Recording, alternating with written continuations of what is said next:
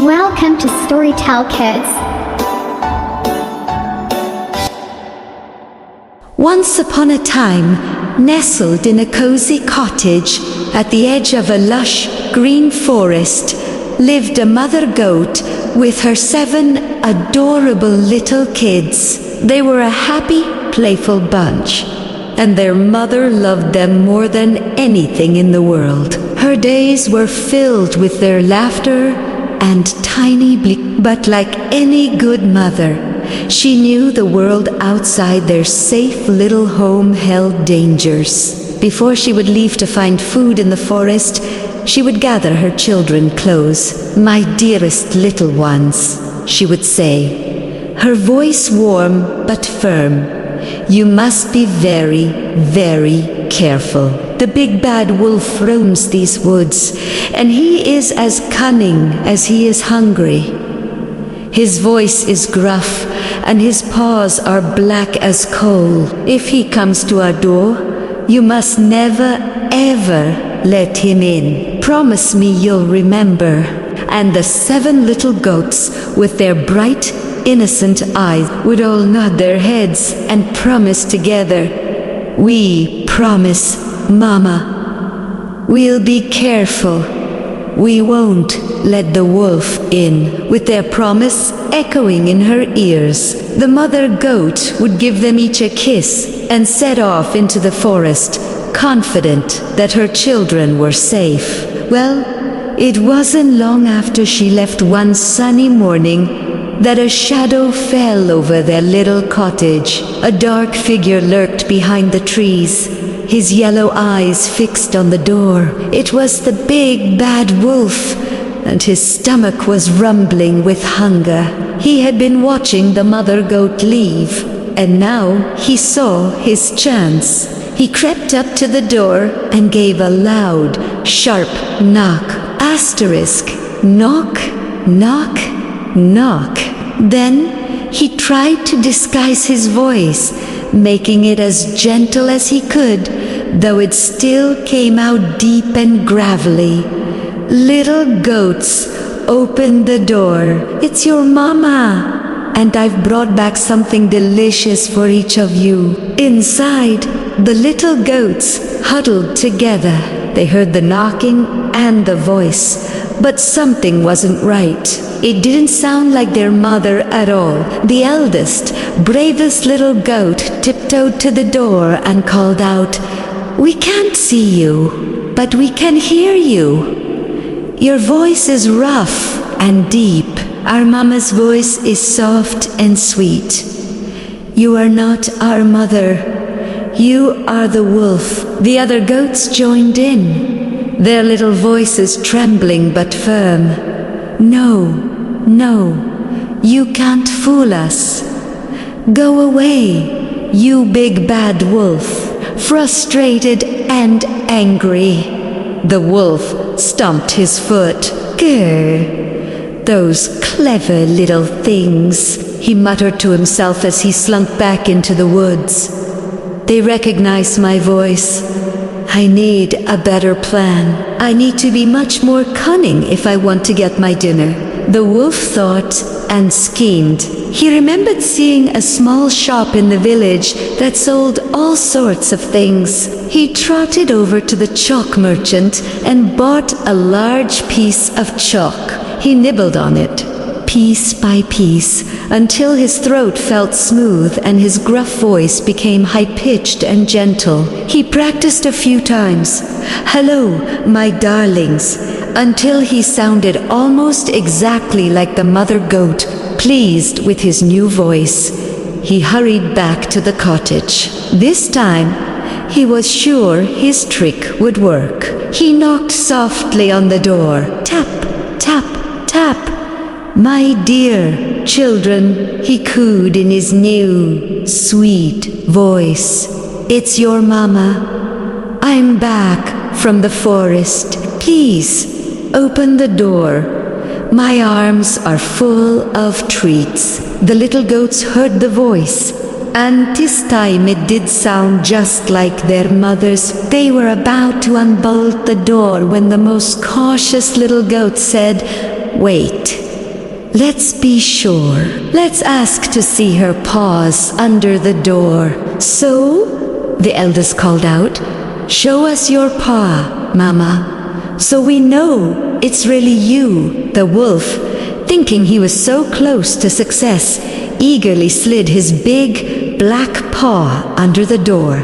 As soon as the little goat saw that dark, hairy paw, they gasped in fright. They knew their mother's paws were as white as fresh snow. No, no, they all cried out. Our mama's paws are white, your paws are black. You are the wolf. Go away, the wolf snarled in fury. He had been outsmarted again. He was hungrier than ever, and now he was getting desperate. He stormed away from the cottage, his mind racing. Voice, check. Pause, that's it. He ran to the village baker's shop. Baker, he growled, cover my paws in white flour, or I single quotes, LL. ... The frightened baker quickly dusted the wolf's paws with a thick coat of white flour until they looked soft and pale. Now the wolf was ready.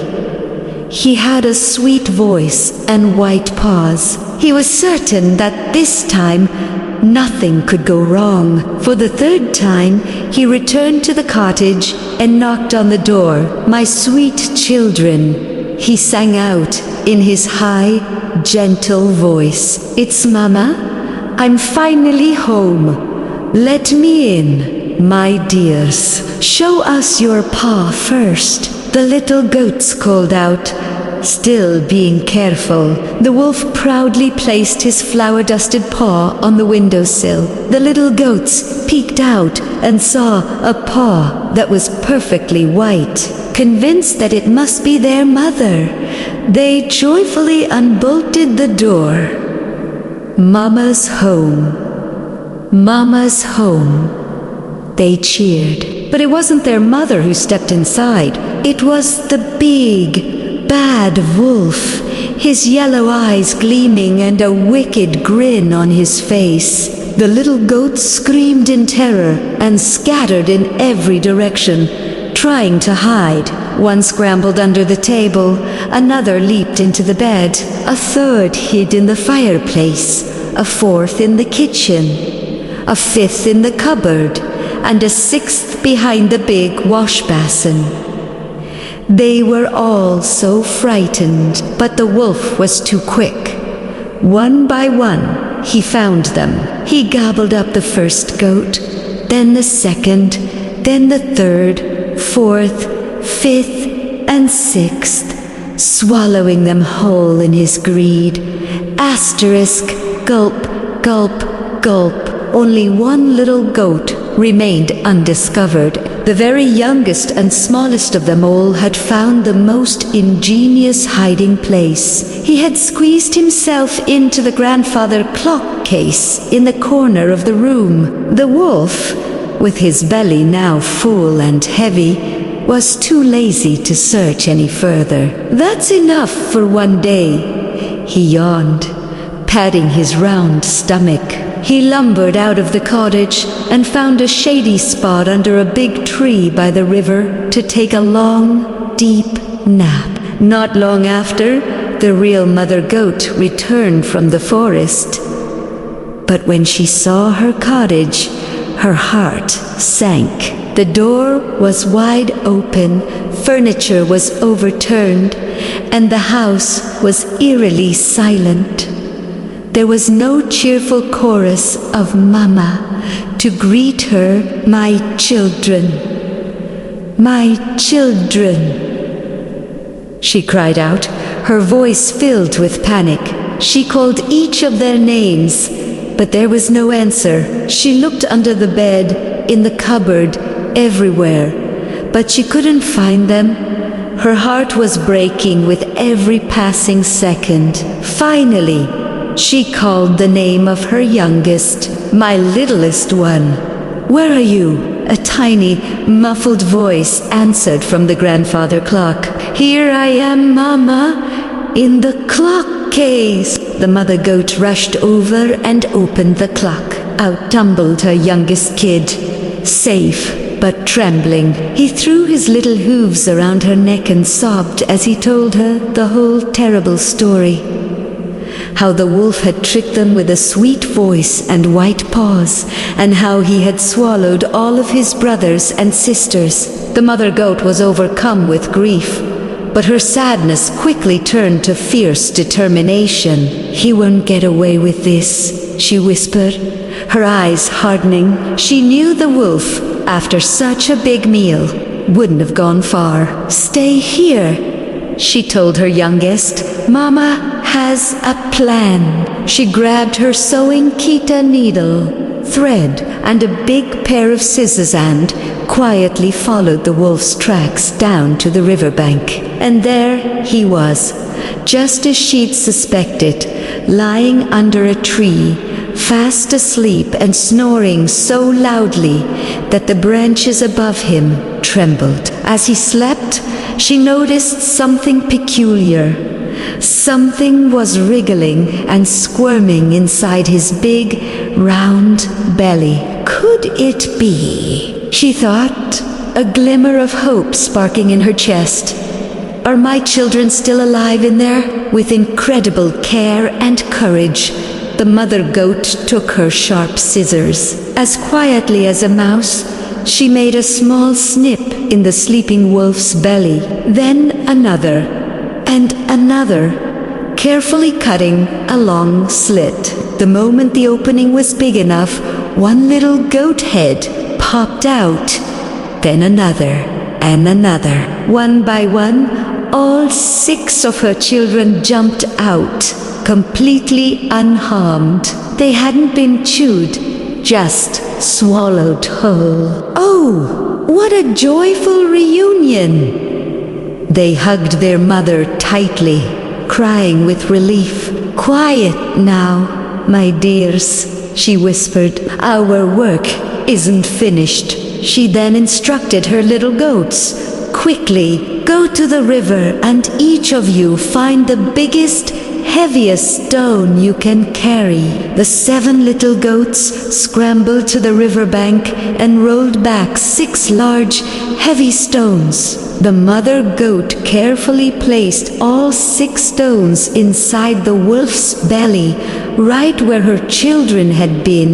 Then, with her skillful needle and thread, she sewed the slit back up so perfectly that the wolf didn't feel a thing. The stitches were so fine, he would never even notice them. With her children safe and the wolf still sound asleep, they all tiptoed back to their cottage, locking the door securely behind them. After a long, long nap, the wolf finally woke up. He stretched and yawned, but his stomach felt incredibly heavy and strange.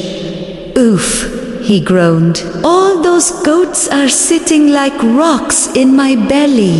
I'm so thirsty." He staggered to his feet and began to make his way towards the river to get a drink. But with every step he took, the heavy stones inside him knocked and rumbled against each other.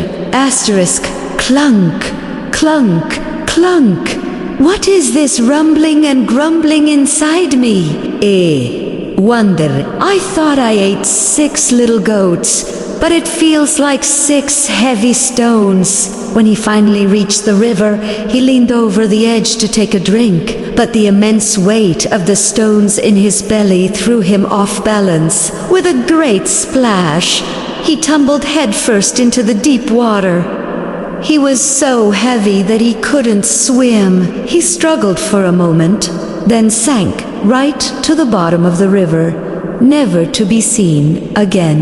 From the window of their cottage, the mother goat and her 7 little kids saw the whole thing.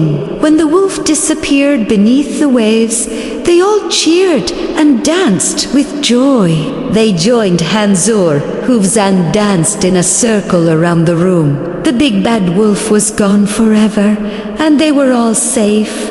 From that day forward, the forest was a peaceful place to live, and you can be sure that the 7 little goats always listened to their mother's warnings. They learned a very important lesson: to always be cautious, to listen to the wisdom of those who love you, and that even when things seem scary, bravery, cleverness, and working together can save the day. And so, the mother goat and her 7 little kids lived happily and safely ever after.